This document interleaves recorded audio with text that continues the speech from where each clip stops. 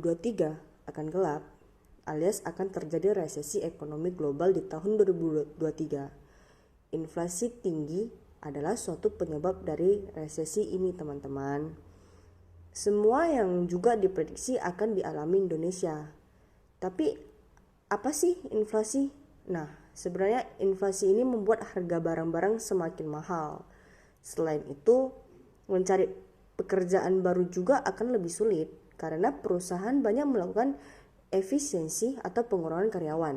Terus, mengapa negara-negara di dunia ini bisa mengalami inflasi?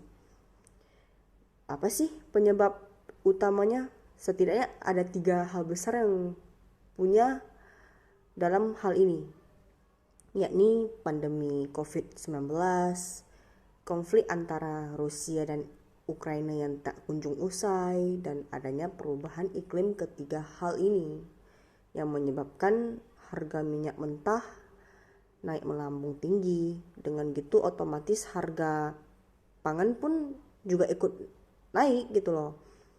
Dan jasa yang mahal juga sudah begini, bank sentral di seluruh negara harus berupaya untuk menstabilkan inflasi ini, yakni dengan cara menaikkan suku bunga acuan. Dengan mengambil upayanya ini, harapannya bunga deposito dan imbal hasil surat berharga akan naik, sehingga menarik minat masyarakat untuk menyimpan uang di bank senter ketimbang untuk konsumsi pribadi.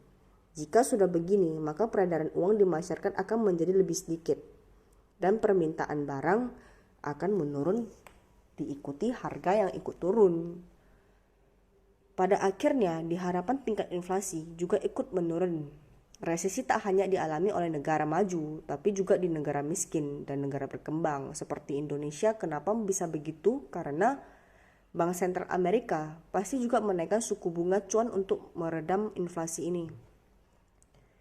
Pastinya imbal kasih dan bunga akan semakin meningkat. Dengan begini secara otomatis para investor asing yang menarik dananya di Indonesia akan menarik dananya dan memindahkannya ke Amerika. Dan kedua, karena banyak investor asing yang menarik dananya di Amerika, maka dolar akan semakin kuat dan menyebabkan rupiah semakin melemah. Bahkan nilai rupiah dapat menembus 16.000 per dolar Amerika.